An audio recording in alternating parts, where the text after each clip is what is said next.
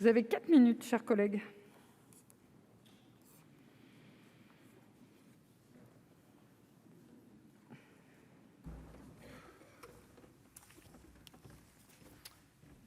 Madame la présidente, monsieur le ministre, mes chers collègues, j'ai bien conscience que l'option majoritairement retenue ici pour ce texte est d'aboutir à un vote conforme, ce qui présente évidemment l'avantage d'avoir ainsi un texte qui pourrait trouver son efficience au plus vite.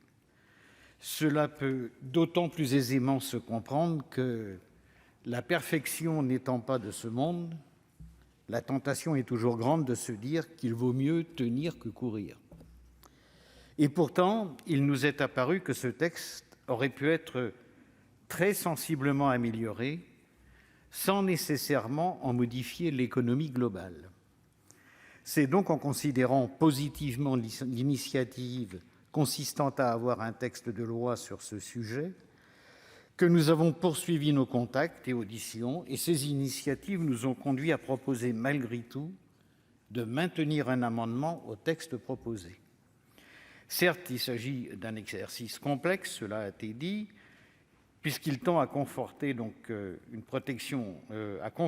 protection de l'environnement et le développement exponentiel du numérique, qui est intrinsèquement énergivore.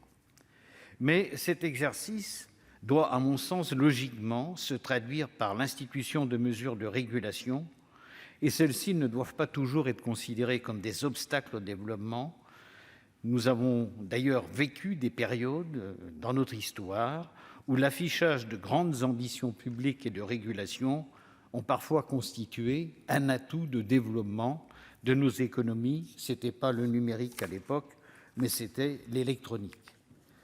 C'est pourquoi je m'étonne que l'obligation de l'éco-conception des sites ait été transformée en simple invitation à bien faire. Certes, ce n'est pas une invitation à mal faire, mais c'est une disposition tout de même qui paraît très raisonnablement peu ambitieuse. Ce dispositif de régulation réécrit de manière à instituer de vrais référentiels opérationnels, c'est-à-dire standardisés, évolutifs et par catégorie de services numériques, ce qui aurait permis de contribuer grandement à la protection de l'environnement. Elle aurait de surcroît positionné la France dans le marché de l'éco-conception des services numériques, en pleine croissance aujourd'hui, et amené à se développer très fortement demain. Deuxièmement, la régulation environnementale est un moyen de favoriser aussi l'accessibilité sociale des outils numériques. Il faut donner les moyens à chacune et à chacun, c'est-à-dire à tout le monde, d'être écologiste. Je m'étonne à ce titre de la suppression de l'exonération du paiement de la rémunération pour copie privée. Ceci a été développé par des intervenants précédents. Or, ces mesures réduisaient l'empreinte environnementale des produits tout en contribuant à améliorer leur accessibilité sociale. C'est le sens de l'amendement que nous avons déposé et qui, du reste, a été d'une certaine manière valorisé dans le rapport présenté il y a quelques instants par M. Chaize, rapporteur.